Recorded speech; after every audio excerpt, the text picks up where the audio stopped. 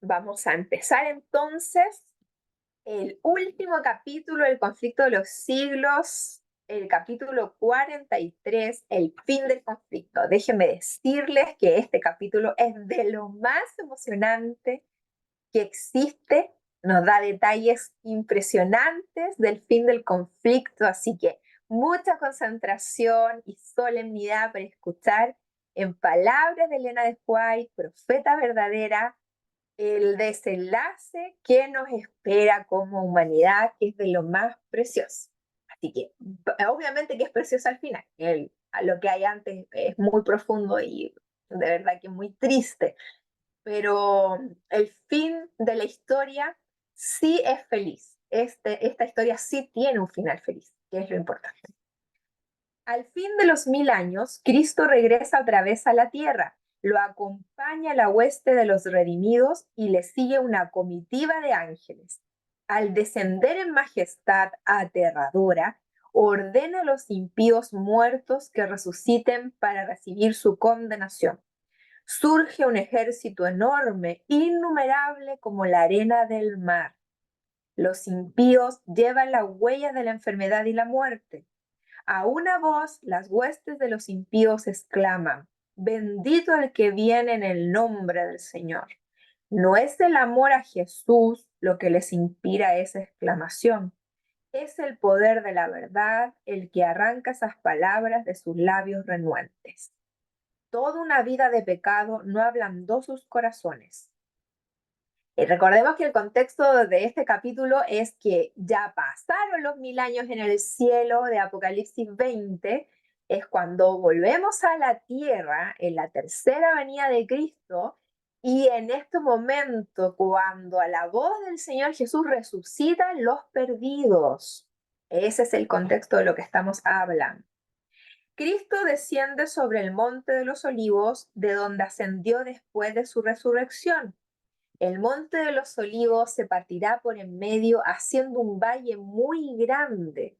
Jehová será rey sobre toda la tierra. Zacarías 14, 5, 4 y 9. La nueva Jerusalén se asienta en el lugar y Cristo con su pueblo y los ángeles entra en la santa ciudad. Satanás se sentía miserable y desanimado, pero cuando resucitan los impíos y ve las vastas multitudes que tiene al lado suyo, su esperanza revive y resuelve no rendirse. Pretende ser el príncipe que tiene derecho a la posesión de la tierra y cuya herencia le ha sido arrebatada injustamente. Muchos de ustedes se preguntarán, ¿qué pretende Satanás con el planeta Tierra? Él quiere el planeta que sea de él. Eso es lo que pretende. Él no pretende quedarse con el universo, ni todos los mundos que ha creado Dios, ni pretende arrebatarle el puesto a Dios. No, no. Él lo que quiere es quedarse con el planeta Tierra. Eso es su objetivo. Es importante conocer cuál es el objetivo de nuestro principal enemigo. Ahora bien, todas estas personas que apoyan a Satanás, que son lo de las sociedades secretas, el Vaticano, Estados Unidos, que son los tres poderes que ocupa Satanás en el mundo actual, saben todas estas cosas porque Satanás se las ha dicho a través de sus ángeles, sus demonios. Ellos saben, ellos quieren asegurarse un lugar aquí en el reino de Satanás. Pues Satanás les ha prometido un mundo de paz. Por eso ellos han transado, convirtiéndose prácticamente en seres aborrecibles y han hecho cosas horribles en pos de poder garantizar para su progenie, su propia familia y su linaje la paz absoluta. Por algo es que la Agenda 2030 en la ONU nos dice paz y seguridad para el 2030. Recordemos que en Tesalonicense el apóstol Pablo dice: cuando digan paz y seguridad, entonces vendrá sobre ellos destrucción repentina. No puede existir paz en el mundo. El único que puede traer paz verdadera es Cristo, y para eso se tiene que terminar la maldad y el pecado. Satanás cree fehacientemente que, si bien es cierta, estas profecías no se van a cumplir, dado que los 144.000 van a fracasar. Él cree eso con toda su fuerza y tiene razones para creerlo porque ha visto al humano por casi 6.000 años fallar. Vio fallar a Adán y Eva con pocos años de haber sido creados, los vio fallar con apenas 31 años, perdón, con 33 años, los vio fallar. Así como Cristo a los 33 años salvó a la humanidad en el año 31 después de Cristo, a los 4000 años del pecado, a esa misma edad, con 33 años, Adán y Eva fallaron. Muy poco tiempo llevaban en una perfección y en un Edén y fallaron. Eso lo ha visto él repetido una y otra vez, esa conducta de que el ser humano no es confiable, de que no pone a Dios en primer lugar, de que le interesa más salvarse que el honor de Dios sea reivindicado. Por eso los 144.000 son tan importantes, porque son ellos los que ganan el conflicto. Ellos le demuestran a Satanás que existen 144.000 personas literales que tienen sangre judía en sus venas, al que están repartidos alrededor de todo el mundo, que pueden amar a Dios aunque no tengan nada a su favor, aunque estén pasando hambre, no tengan nada, no tengan seguridad, les hayan sido arrebatadas sus casas, hayan muerto sus hijos, su esposo, su esposa, así como Job, les ha pasado de todo y saben que Dios es justo y no les interesa inclusive hasta perderse con tal que Dios gane el conflicto. Por eso es tan importante estudiar estas cosas, porque de los 144.000 depende que se gane el conflicto. Es muy importante entender la vital importancia que tienen estos temas en el tiempo que vivimos. Sigamos. Pretende ser el príncipe que tiene derecho a la posesión. Se presenta ante sus súbditos engañados como un redentor, asegurándoles que su poder los ha sacado de sus tumbas y que está a punto de librarlos de la tiranía más cruel. Al desaparecer Cristo de la escena, Satanás obra milagros para sostener sus pretensiones. Fortalece a los débiles y les infunde su propio espíritu y energía. Fíjense ustedes, o sea, estos impíos los resucita Jesús, pero esta resurrección, que es la segunda resurrección, no es como la primera resurrección del 2031, porque la resurrección del 2031, estos que murieron en Jesús resucitan transformados, con salud, bellos, a una edad perfecta de 30 años, no van a ver ancianos, están transformados. Pero estos que resucitan en la segunda resurrección de la tercera venida de Cristo, se levantan como murieron. Si tenían una llaga en la cara, a sí mismos se despiertan. Si les faltaba un brazo, a sí mismos se despiertan. Si eran de 80 años, a sí mismos se despiertan.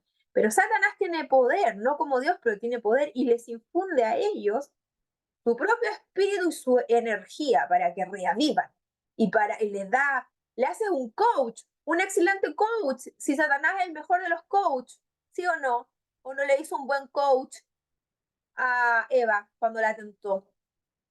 Le hizo un buen coach, ¿o no? Le dijo: Eva, tú puedes, tú eres grande, tú no vas a morir. Qué buen coach le hizo Satanás a Eva. Qué peligroso son aquellos discursos en donde te hacen sentir que tú eres poderoso, porque tú no eres poderoso, el que es poderoso es Cristo. Filipenses 4:13. Todo lo puedo en Cristo que me fortalece. Este es el verdadero entrenamiento que debiésemos tener, no el coach moderno espiritista. Al desaparecer Cristo de la escena, Satanás obra milagros para sostener sus pretensiones, así como obró milagros cuando fue el anticristo, porque estamos viendo futuro esto, cuando fue el anticristo en esa época, de 2028 al 2030, hizo milagros por todo el mundo, sanó enfermos, también aquí, en esta tercera venida después de los 1000 años, hace milagro entre ellos. Qué sé yo, a uno que era ciego le dará vista, preparará todo ese ejército para que esté en condiciones para ir contra la Nueva Jerusalén. Entre esa inmensa muchedumbre se cuentan numerosos representantes de la raza longeva que existía antes del diluvio, hombres de estatura elevada e intelecto gigantesco. También hay reyes y generales que conquistaron naciones, hombres valientes que nunca perdieron una batalla. Ahí está Napoleón Bonaparte, un hombre que ha sido el único que logró derrocar al reinado más poderoso que ha existido, que es el Vaticano. que logró reinar del 538 hasta el 1798, como decía la profecía de los 2600 años, fue el único que logró derribar ese imperio, porque antes, en ese periodo de tiempo, lo que decía el Papa se hacía. El Papa humillaba a reyes, y Napoleón Bonaparte humilló al Papa y lo tomó prisionero y se terminó la unión de la Iglesia con el Estado. Y ese hombre que se perdió estará ahí, también de parte de Satanás, acostumbrado a no perder batallas, con todas las ganas de ir en contra de la Nueva Jerusalén. Se levantan animados por el mismo deseo de conquista que los dominaba cuando cayeron. Satanás consulta con sus ángeles y luego con esos reyes y conquistadores y hombres poderosos. Consideran la fuerza y el número de los suyos y declaran que el ejército que está dentro de la ciudad es pequeño comparado con el de ellos. Ya aquí no es el tema de los 144.000, porque el tema de los 144.000 ya ellos ganaron, ¿cierto? Porque si el 2031 vino Cristo es porque ganaron los 144.000 y lograron no pecar y estar sin un intercesor. Ganaron el conflicto, pero qué iluso Satanás, que cuando ya vio que ganaron los 144.000, cree que puede irse en contra de la ciudad de Dios y ganar. Todavía quiere ganar, aún en estas circunstancias. Es verdad que tiene más malos que los que ven la Nueva Jerusalén salvo, y eso es muy triste, es terrible. Y eso lo alienta, ver tantos impíos que no se pueden contar la cantidad que son en comparación con la menor cantidad que hay en la ciudad santa de salvo. Eso debería hacernos meditar. Creemos que Dios es el viejito pascuero, que los va a salvar a todos. No, hermano, eso no es así. Isaías 8:20, la ley y los profetas. Si tú no crees en los 10 mandamientos y en los profetas que Dios ha dejado, te vas a perder. Es verdad que Cristo te salva, pero como dice el libro de Santiago, sin esa fe, sin puesta en obra, esa fe es vana. Santiago 2:10, el que ofende en un punto la ley se acusa culpable de todos. Tú te puedes arrepentir, Jesús te perdona, pero el llamado del apóstol Juan es todo aquel que conoce a Dios no peca. Y eso es lo que los 144.000 logran, no pecar más, porque se puede. Cuando tú te arrodillas, tú le pides gracias a Dios. Dios, dame tu gracia para no pecar hoy. Y no vas a pecar, porque todo lo podemos en Cristo que nos fortalece. Él es el que nos da gracia para no pecar, pero nadie que peque va a ser salvo. Hermano, entendamos eso. Tenemos la ideología evangélica tan metida en la cabeza por culpa de lo que han predicado en los púlpitos muchas personas ignorantes, que no entendemos que es posible no pecar. Es posible no pecar. Sigamos. Preparan sus planes para apoderarse de las riquezas y la gloria de la Nueva Jerusalén. Había hábiles artífices, fabrican armas de guerra. Hay muchos que de manera infantil piensan que esto es rápido y que ya van a atacar la Nueva Jerusalén y listo. Hermano, ¿ustedes creen que es hacer así, fabricar un arma de guerra? Aquí hay un periodo de tiempo entre que estos impíos, liderados por Satanás, se preparan de forma bélica para ir a atacar la Nueva Jerusalén. Y aquí hay hábiles artífices que fabrican armas de guerra. Recordemos que aquí entre los impíos, Elena de Juárez nos acaba de decir la página 721, que hay antediluvianos, hombres no solo gigantes de porte, sino de un intelecto gigante. Ni siquiera Albert Einstein, con un CI de 160, se compara a la inteligencia antediluviana. Un CI de qué será, ¿no? De 250 para arriba. Un CI impresionante. Satanás, el más poderoso de los guerreros, marcha al frente. Un ejército cual no fue jamás.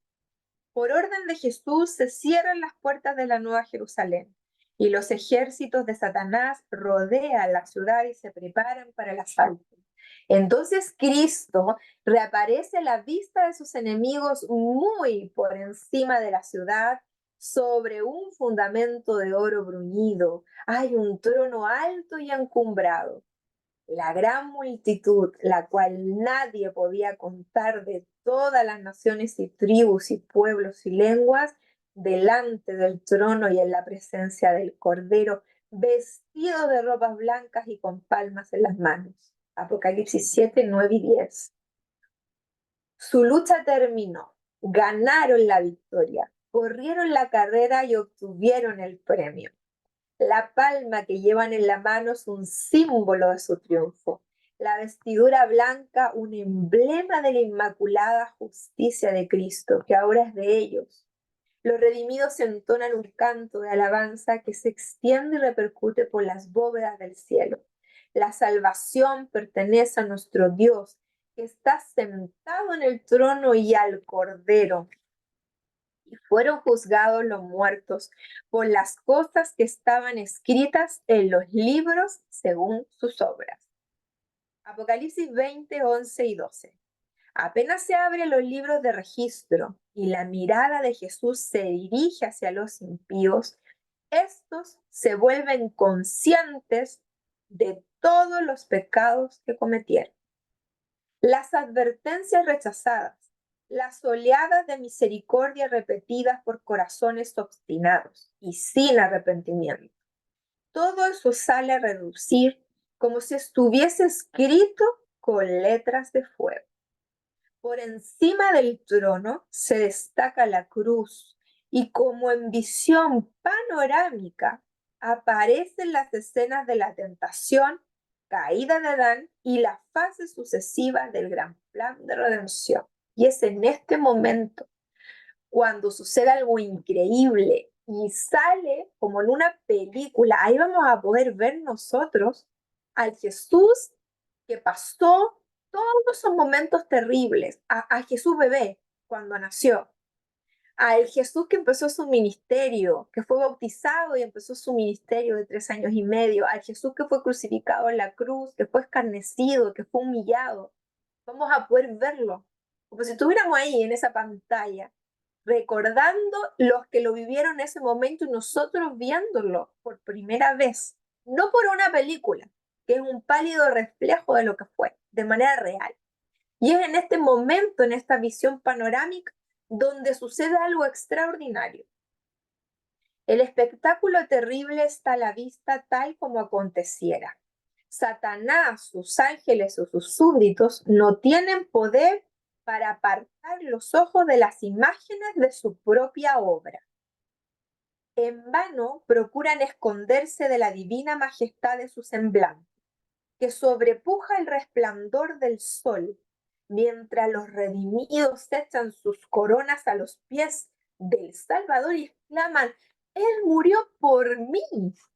Allí hay sacerdotes y prelados papistas, quienes dijeron ser los embajadores de Cristo y no obstante emplearon instrumentos de suplicio, calabozo y hogueras para dominar las conciencias de su pueblo.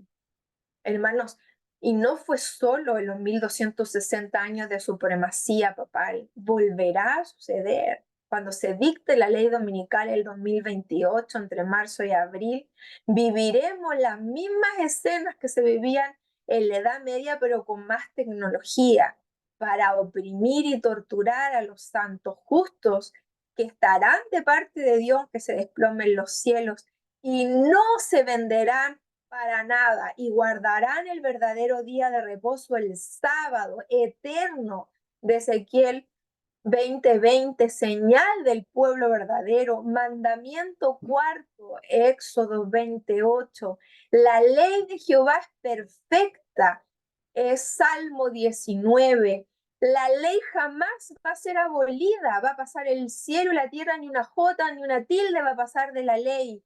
Dijo Jesús: yo no he venido a abolir la ley. Mateo 5:17. Demasiado tarde ven que el omnisciente es celoso de su ley y que no tendrá por inocente al culpable. Comprenden entonces que Cristo identifica sus intereses con los de su pueblo sufriente y sienten la fuerza de las palabras del Señor que están en Mateo 25:40. En cuanto lo hiciste a uno de estos mis hermanos más pequeños, a mí lo hicisteis. Los impíos ven lo que perdieron con su vida de rebeldía, pero cuán deseable les parece ahora Todos ven que su exclusión del cielo es justa. Lucas 19:14. Como en trance, los impíos han contemplado la coronación del Hijo de Dios. Ven en su mano las tablas de la ley divina, los estatutos que ellos despreciaron y transgredieron. Son testigos de la explosión de admiración, arrobamiento y adoración de los salvados. Y cuando las ondas de melodía inundan a las multitudes fuera de la ciudad, todos exclaman una voz: grande y maravillosas son tus obras, Señor Dios Todopoderoso. Justos y verdaderos son tus caminos, Rey de los santos. Y cayendo, prosternados, adoran al príncipe de la vida. Apocalipsis 15:3. Satanás parece paralizado al contemplar la gloria y majestad de Cristo. Está excluido para siempre del consejo en que antes se lo honraba. Ha visto la corona colocada sobre la cabeza de Cristo por un ángel de elevada estatura y majestuosa presencia, y sabe que la posición exaltada que ocupa ese ángel podría haber sido la suya. Recuerda la mansión de su inocencia y pureza, la paz y el contentamiento de que gozaba hasta que se entregó a murmurar contra Dios y a envidiar a Cristo. Su insistencia porfiada en no hacer esfuerzo alguno para recuperarse cuando Dios le ofreciera perdón, todo eso se le presenta a lo vivo. Qué importante lo que dice acá, el no esforzarse. ¿Cuántos hay que no se esfuerzan? ¿Cuántas veces he escuchado el mismo discurso de los evangélicos que sé que sale en la Biblia, pero es que yo tuve una revelación en un sueño, es que yo tuve una experiencia que me hizo creer que es más importante este sentimiento que yo tengo. Hay una historia en la ciudad de Calera con un médico, una dama, una médica, que ella conoció el adventismo del séptimo día y lo había aceptado. Sin embargo, su hija enfermó de muerte. Ella como médico no le pudo salvar la vida y lo llevó ante unos pentecostales que oraron por ella y la niña se recuperó y por eso se hizo pentecostal. Todas esas personas que se pierdan sabiendo que el sábado era el día de reposo yendo a adorar el domingo, van a recordar todas esas oportunidades que tuvieron y que prefirieron milagros fraudulentos de Satanás para pervertirlo y sacarlo de la verdad al error. El evangelio no es de emociones. Obviamente que se pueden sentir emociones, yo siento emociones muy bonitas, pero el amor no es una emoción, el amor es un principio, porque el amor no cambia.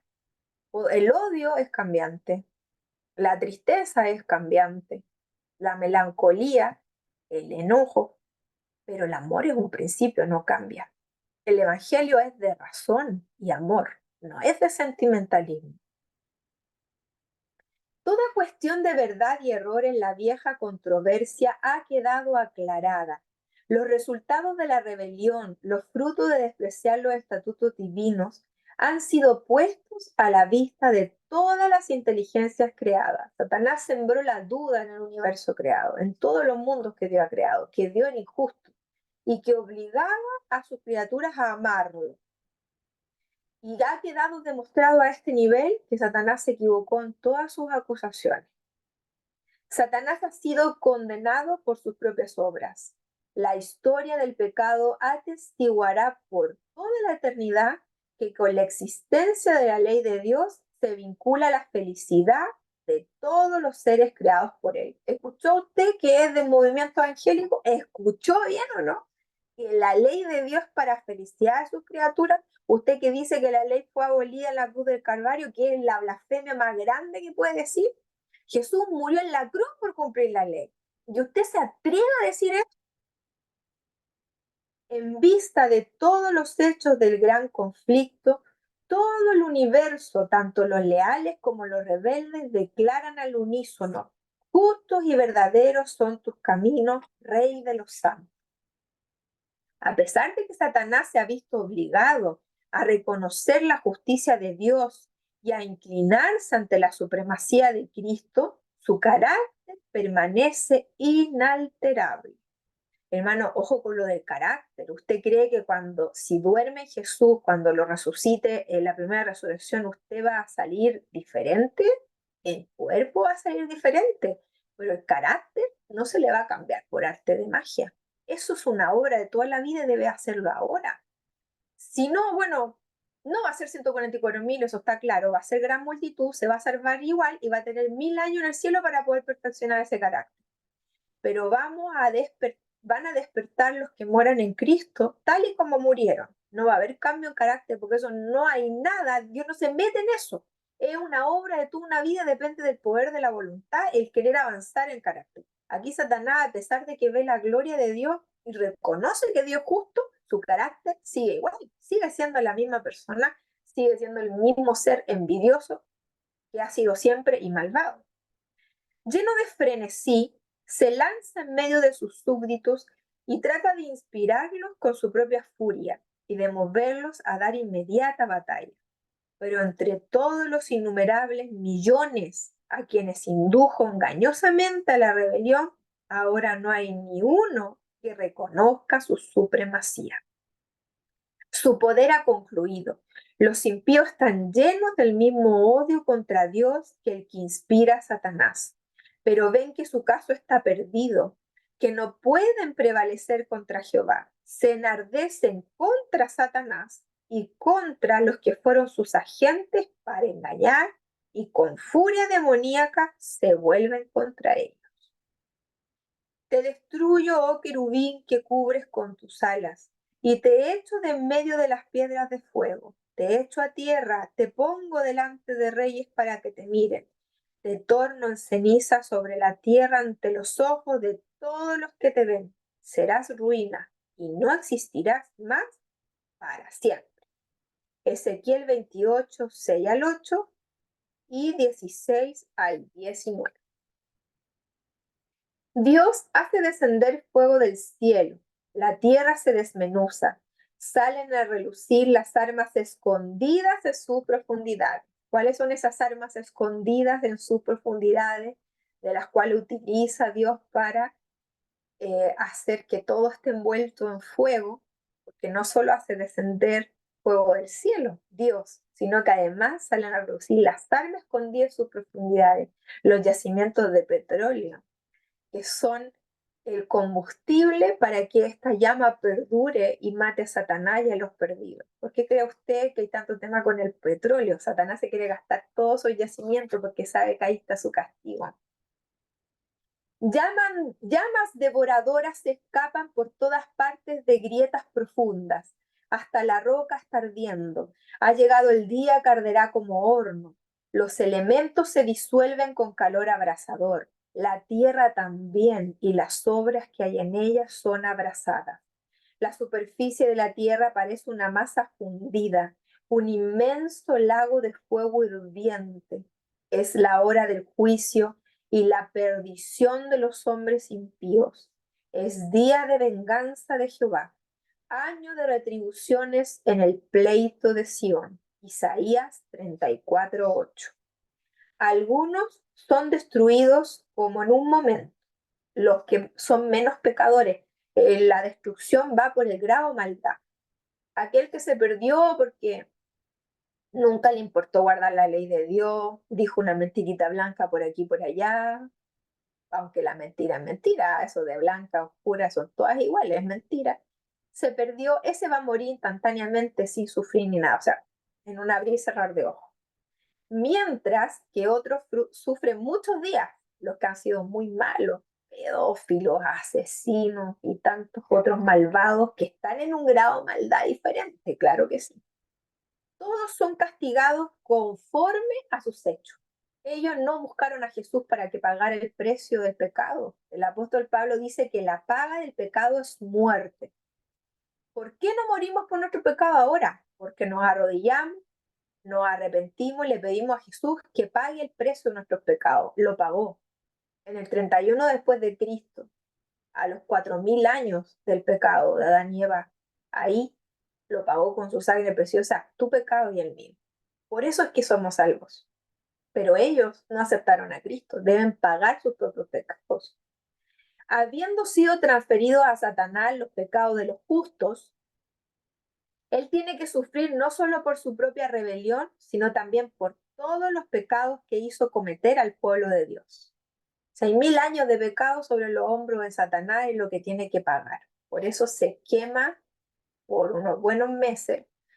Y el libro primero escrito tiene, lo vamos a estudiar, el segundo libro que vamos a estudiar, ya lo habíamos hecho unos capítulos, vamos a seguir el siguiente libro a estudiar. Hay unos textos ahí tan impresionantes que dice que a Satanás se le preserva el sistema nervioso para que sienta cómo se quema. Es algo horroroso, pero son 6000 años que hizo pecar a los justos, que por culpa de él toda esa gente se perdió. Fue el que trajo el pecado al universo entero. Se fue contra su creador, es el precio de su propia maldad. Después de haber perecido todos los que cayeron por sus engaños, el diablo tiene que seguir viviendo y sufriendo. La obra de destrucción de Satanás ha terminado. Después que se consuma, vamos a estudiar cuántos meses es que está ahí quemándose Satanás. Eso sale en la Biblia. Lo vamos a estudiar cuando veamos primeros escritos. Durante 6000 años obró a su gusto. Estas son las citas. Elena de White tiene 40 citas sobre los 6000 años. Ella creía que Jesús no venía a su época. En algún momento pensó que podía venir su época. En 1888 se podría haber adelantado la venida de Cristo si es que se hubiese aceptado en el pueblo adventista el mensaje de la justificación de la fe. Eso no sucedió. Ella después dijo unas palabras que ellos no eran de la generación que vería venir al Señor en las nubes. Había muchos en su época que ponían fechas y ella les dijo que eso no debía ser así, sobre todo querían agrandar la profecía de Daniel 8:14, agrandar y que simplemente querían darle otra fecha a ese periodo de tiempo. Y es donde ella tiene todas esas citas que ella dice que no podemos saber día, mes y año, hora de la segunda venida de Cristo, es en ese contexto. ¿Por qué sabemos esto a ciencia cierta? Porque ella en este mismo libro, ella dice, cuando habla de la predicación de que Jesús venía en 1844, ella dice que ellos usaban el versículo, los detractores, los burladores, el día y hora nadie sabe. Y ella dice, los burladores nos decían día y hora nadie sabe, pero supimos decirles qué decía realmente ese versículo. Cuando ella se refiere a eso, es la investigación que hicieron ellos y que está recopilada en el libro de Jaime White y de Elena de White llamado La vida, los sufrimientos, la muerte y el retorno glorioso de nuestro Señor Jesucristo. A eso se refiere el conflicto de los siglos cuando dice ella que le dieron respuesta que quería de verdad decir día y hora nadie sabe. Ella no sabía que Jesús venía el 2031 porque es importante que ella no lo supiera, porque imagínese tener la responsabilidad de decirle eso a los de su época. Hubiese sido muy desalentador que faltara tanto. Ella es del siglo XIX, XX. Es muy desalentador. Pero Dios ocupó su pluma inspirada. Ella muchas veces dijo, yo no entiendo la Biblia fuera de visión. Dios la hacía escribir, ella escribía lo que veía, 2000 visiones, pero ella no entendía la Biblia fuera de eso. Y es impresionante porque Dios la usó para poner 40 veces en sus libros que el mundo se acaba a los 6000 años.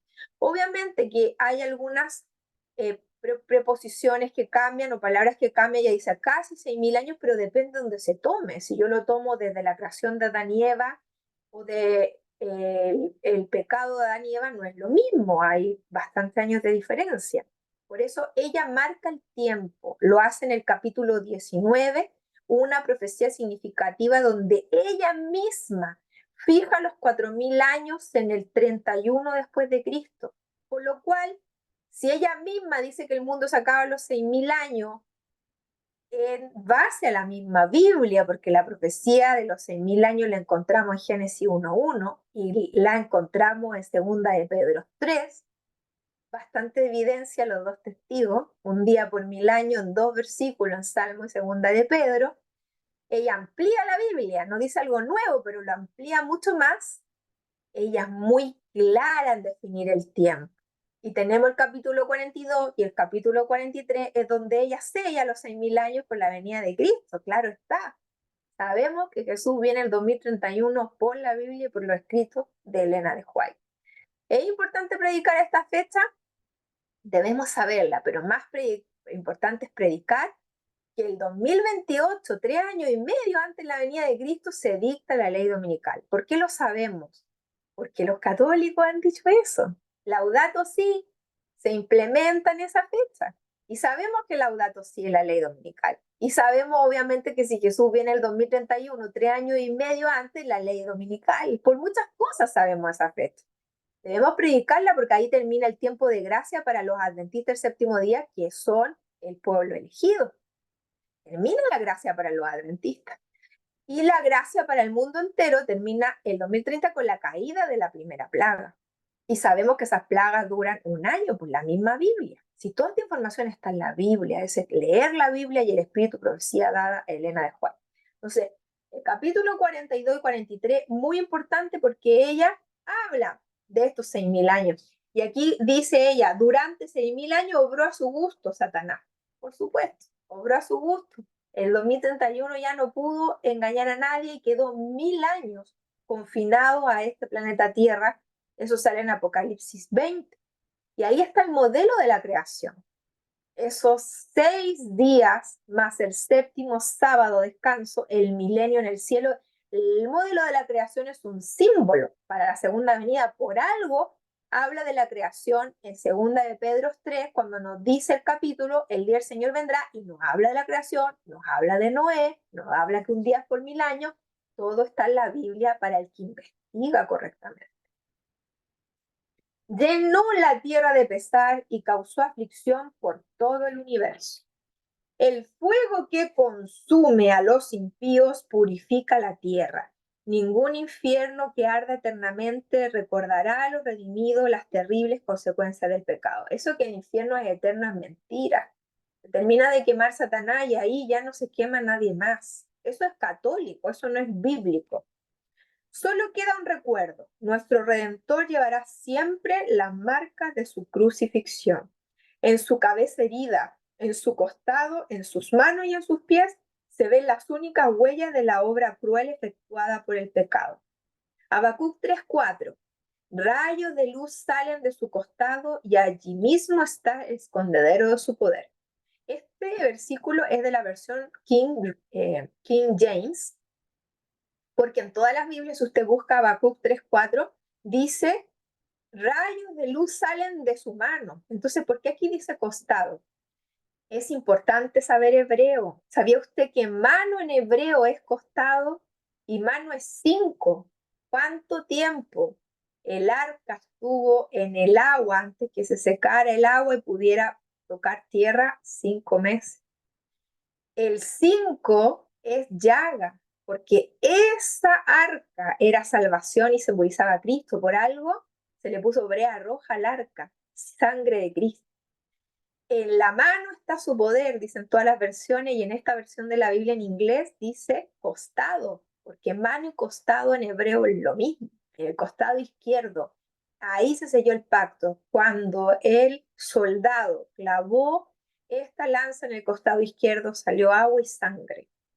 Y en ese terremoto que hubo, una grieta 6 metros, el 6 está por todos lados, y cae de forma literal la sangre de Cristo en el arca que está ahí hasta el día de hoy, y que se descubrirá y saldrán a luz estable la ley, será mostrada al mundo. Es muy importante estudiar todos estos aspectos. El sello es muy importante, por algo lo tenemos la transfiguración. Dice que Jesús se transfiguró el 6.º día, que es un modelo de la segunda venida de Cristo. Allí mismo está el escondedero de su poder, poderoso para salvar por causa del sacrificio de la redención, fue por consiguiente fuerte para ejecutar la justicia para que con aquellos que despreciaron la misericordia de Dios y las marcas de su humillación son su mayor honor a través de las edades eternas. La tierra dada originalmente al hombre para que fuera su reino, entregada por él en manos de Satanás y conservada durante tanto tiempo por el poderoso enemigo, ha sido recuperada mediante el gran plan de la redención. Todo lo que se había perdido por el pecado ha sido restaurado. Los justos heredarán la tierra y vivirán para siempre sobre ella. Salmos 37, 29. Cosas que ojo no vio, ni oído yo, y que jamás entraron en pensamiento humano, son las cosas grandes que ha preparado Dios para los que le aman. Primera de Corintios 2:9. Ninguna mente finita puede comprender la gloria del paraíso de Dios. En la Biblia se llama a la herencia de los bienaventurados una patria. Hebreos 11, 14 al 16.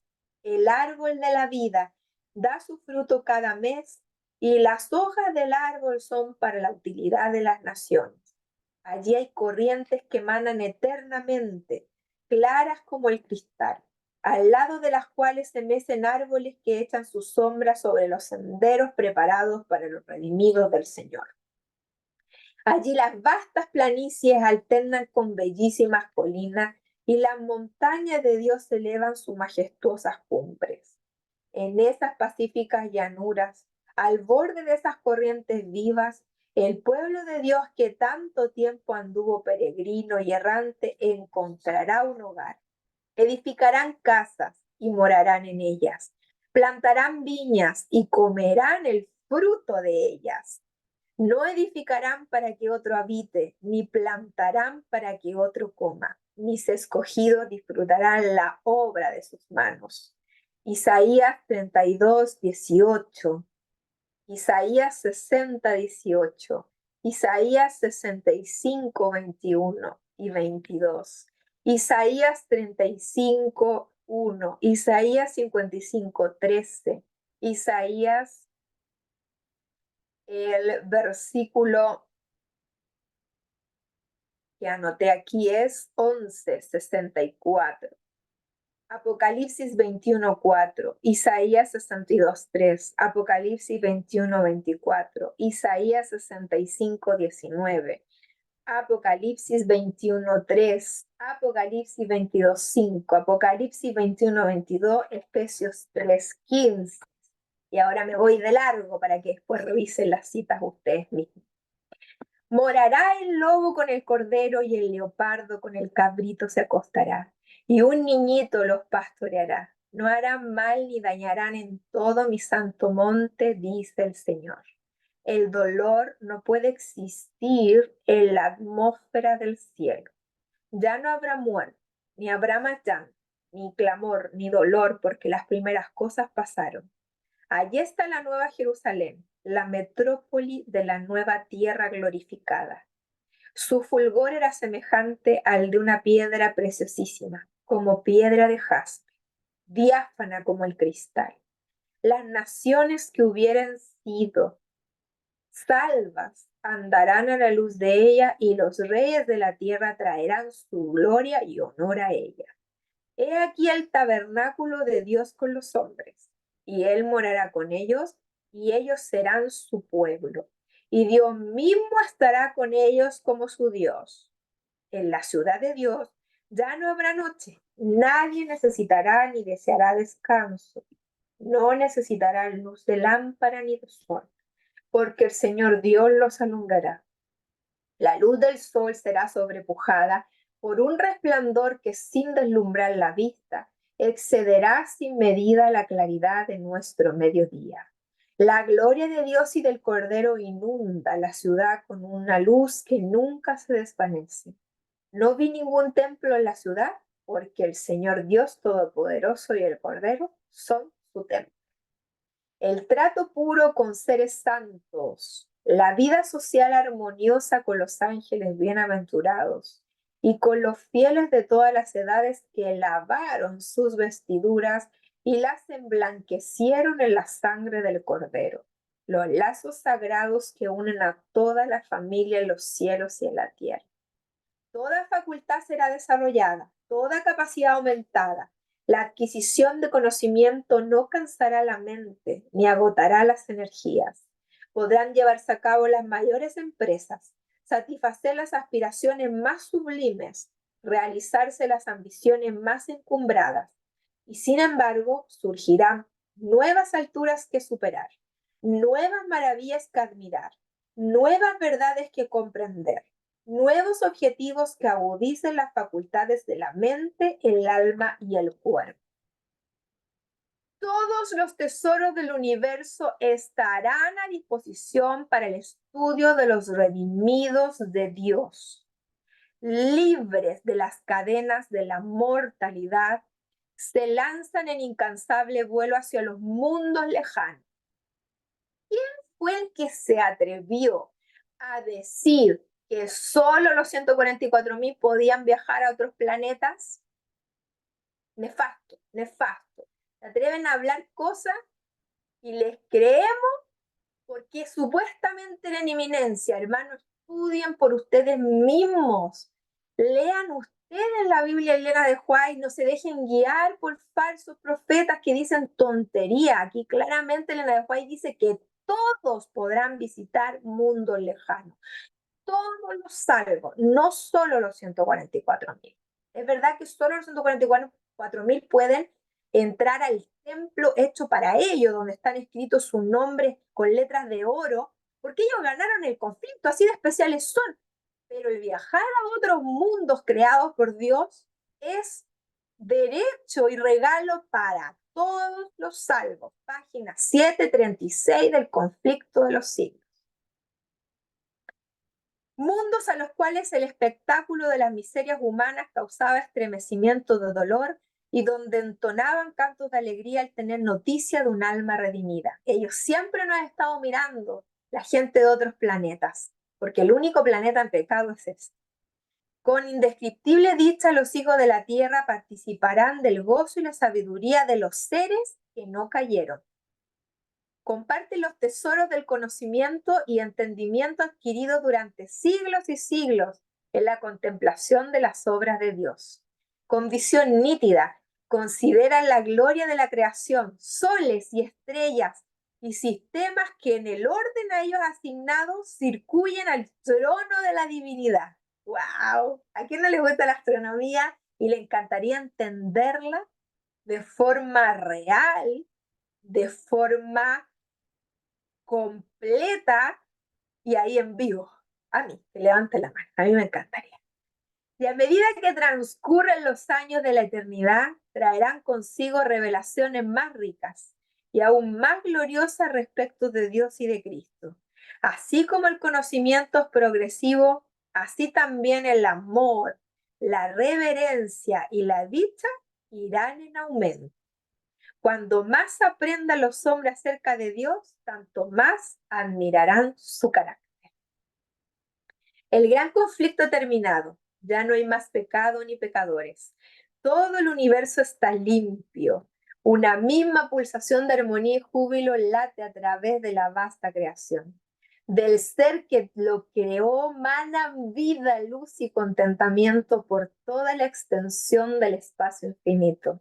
Desde el átomo más imperceptible hasta el mundo más grande, todas las cosas animadas e inanimadas declaran en su belleza sin mácula y en gozo perfecto que Dios es amor.